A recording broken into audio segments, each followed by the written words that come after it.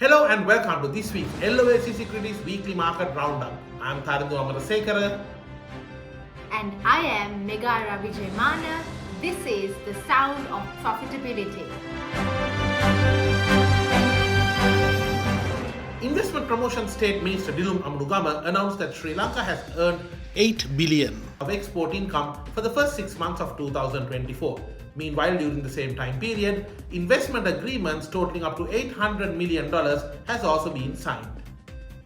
Negotiations for 35 investment projects have been finalized and the agreements have been signed as well. The Kankasanture investment zone will be carried out as a joint Canadian-Sri Lankan initiative. Sri Lanka currently facilitates 15 investment zones with 1,575 companies operating within them, providing employment to over 500,000 citizens. 21 organizations have been approved to establish businesses within the port city meanwhile. A MOU was signed between LTL Holdings and Petronet LNG Limited India.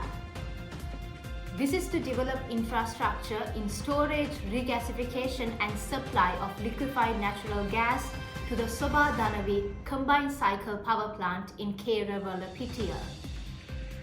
The MOU would allow for the development of LNG-based power plants with capacity of over 1,000 megawatts at Keravalapitia, which is near Colombo, as well as supply of the fuel from Kochi LNG terminal in India. According to Minister Kanchana Vijayasekara, the MOU would also provide for the use of LNG as a fuel in households and other domestic requirements. Sri Lanka is in the process of establishing its most attractive logistics hub, aiming to attract $1.5 billion of investments in Trincomalee Kappalture. It will be connecting sea, air and railway cargo freights, and this will be carried out in a 600-acre investment zone. This will be the second such hub after the Hambantota investment zone. It will be a logistics hub mainly focused on the heavy industries. Trincomalee is one of the mineral resource richest districts in Sri Lanka, and the major minerals found are ilmenite and rutile. Time for the corporate highlights. Air Silao, Sri Lanka's newest airline, is gearing up to debut with plans to redefine air travel in Sri Lanka. The carrier will initially focus on key destinations such as Middle East and Asia Pacific, with ambitions to expand to long-haul routes such as Europe and Australia as the next phase. Air Silao is currently engaged with the Civil Aviation Authority of Sri Lanka to secure required regulatory approvals and for other preparations. Starting with a fleet of narrow and wide-bodied aircrafts, the airline will initially connect passengers to key destinations in the Middle East and Asia Pacific. Air Silao is also set to become the second privately owned international airline of Sri Lanka, offering a more customer-centric air travel experience and striking a balance between low-cost and luxury travel. The rare honor of the Climate Neutral Citizen certification has been bestowed on the chairman of Browns Plantations, Dr. Pradeep Uluwaduge. This has been awarded by the Control Union Sri Lanka and Myanmar, recognizing his contributions to many domains including ecological sustainability and environmental preservation. He is the first chairman of plantation companies to receive this award from the Control Union.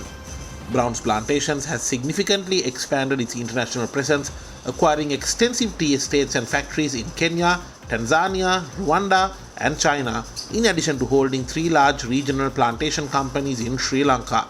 The key projects across all 3 Browns Plantations estates initiated by Dr. Uluwaduge under his stewardship includes timber cultivation drive, reforestation initiatives, and mainly carried out in collaboration with Thuru, which is an innovative social enterprise. Sri Lanka's top ride-hailing app PickMe plans to raise 1.6 billion rupees by offering 13.04% stake in the company by raising an IPO in the Colombo Stock Exchange. The company plans to offer approximately 47.5 million ordinary voting shares priced attractively at 36 rupees per share.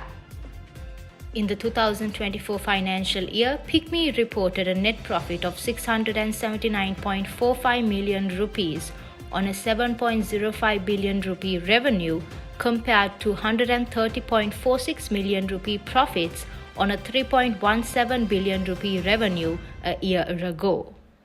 At the end of 2024 financial year, Picme had a 2.82 billion rupee asset base with a 49% return on equity ratio. In the current financial year, the company is forecasted to record 1.31 billion rupees of profits on a 10.72 billion rupee revenue with a 24% year-on-year growth in net margin. Picme maintains a clean record as a zero-geared company with no external debt. Capital Alliance and CTC LSA have been appointed as joint managers to the proposed issuance. Here is this week's international highlight. The price of a bar of gold is worth $1 million for the first time thanks to the soaring prices of the precious metal. The average gold bar weighs around 400 troy ounces, and the price of spot gold hit record high, reaching more than $2,500 per troy ounce last week. Central banks and investors see the precious metal as a long-term, reliable store of value during periods of economic turmoil. Investors also regard gold as a hedge against inflation, betting bullion will retain its value when prices rise. Spot gold prices have shot up more than 20% year to date. Higher gold prices can be a sign that investors expect the Federal Reserve to cut its benchmark interest rate soon. Central banks led by China are also buying up gold to ease reliance on the US dollar. And that's it for this week's LOLC Securities Weekly Market Roundup. No matter what industry you may be in, when you make the investment decisions, make it with the right intel. We will see you in a brand new week.